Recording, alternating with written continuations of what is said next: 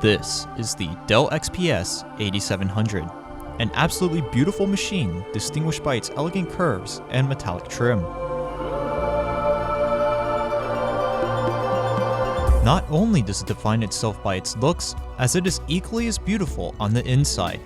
This particular configuration shipped out the factory with an Intel i7-4790, 16GB of DDR3 RAM, a GTX 745, and a 1TB hard drive, making it a powerful workstation by today's standards and an absolute beast when it was released back in 2013.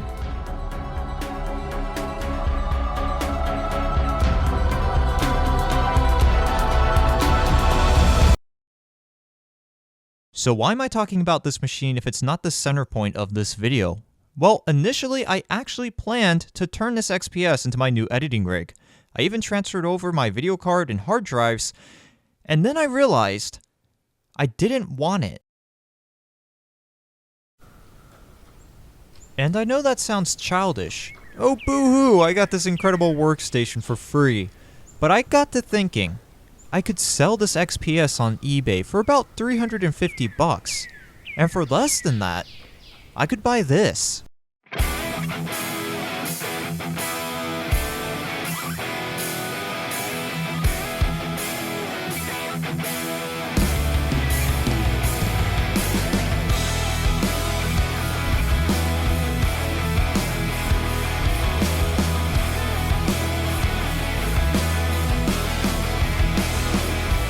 This is an HP Z600 workstation, and though I bought it for only $290, which included free shipping, it blows my XPS out of the water. If you're interested in picking up one of these for yourself, the link to the seller's store is in this video's description. Since the Z600 is a bit older than the XPS 8700, I am sacrificing some bells and whistles such as USB 3.0 and SATA 3. However, most of that functionality can be restored via a PCI Express card or two.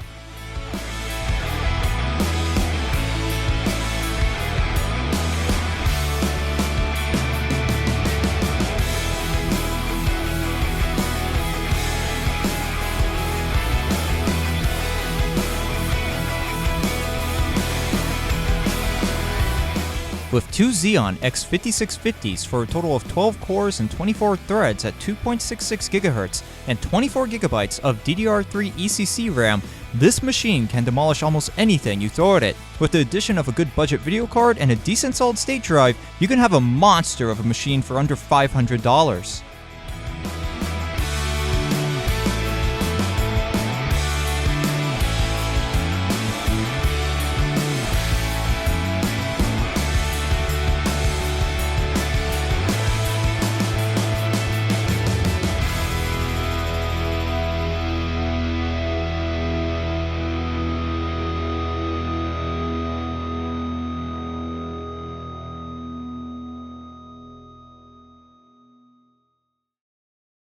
So I have the Z600 right here, and it's actually surprisingly quiet. I expected this to be a pretty noisy machine, considering that it's a server/workstation. We're more concerned about temperatures here, not really about how much sound it's putting out. But at idle, I can hear it. It's not silent, but I can barely hear it. The fans do start to spin up when you start benchmarking or rendering or really pushing the processors in any way, and they are quite loud.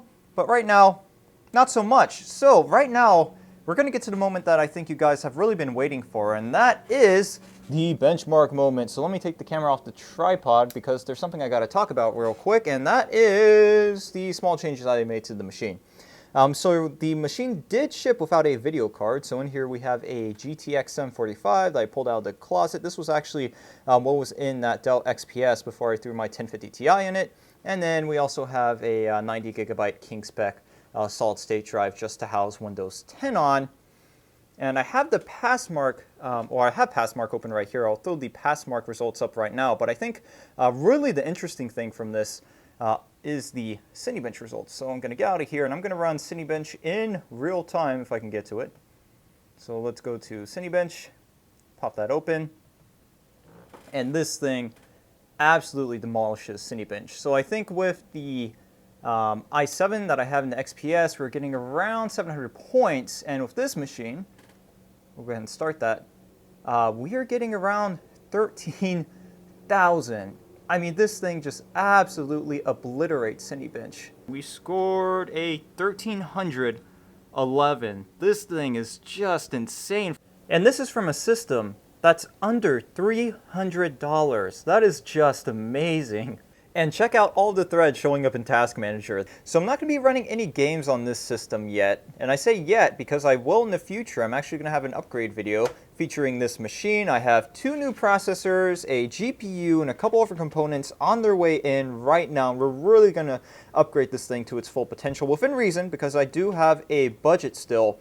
But man, for under 300 bucks, you get all of this. I think this really is an absolute steal. I am super happy and I can't wait to actually start editing video with this computer. That is going to be about it for this video. Stay tuned for the upgrade video that is coming up in the near future because I want to get this computer up and running as my editing rig as soon as possible. If you have any questions, comments, or concerns, you can go ahead and post a comment down in the comment section. Don't forget to drop a like on this video. Once again, if you're interested in getting yourself a Z600, the link to the seller I bought this PC from will be down in the description. What else do I have? Oh, if you want to support us, you can use our Amazon or eBay affiliate links to make your purchases, both of which will be down in the description. We also have a Patreon if you want to use that. And, oh, I always forget this. You guys know I always forget this, but don't forget to drop a like on the Facebook page. I think that's about it. Thanks for watching, guys, and I will see you in the next installment of AA Computers and Technology. Before this video ends, there are a couple neat things I want to show you guys. So the first of those is this system temperature graph that is built into the BIOS. So I thought that was pretty neat. We have our CPU temperature right there, CPU 1, memory, and then ambient temperatures all graphed along that graph right in front of you. And then if I get out of here, I didn't actually flash a picture of the system information in the BIOS, so I thought I'd do that right now if anyone wants to take a quick look at that. And then, one last thing I want to do is crank the fans up to full speed because they are absolutely ridiculous. So I'm going to bump this all the way up and put the mic right next to it. So let me put the camera down because this is informal. This is at the end of the video. So I'm going to take the mic off. Put it right next to the fans, and we are going to bump the fan speeds to max. Now, yeah, at full speed, you can definitely hear the system. Wow.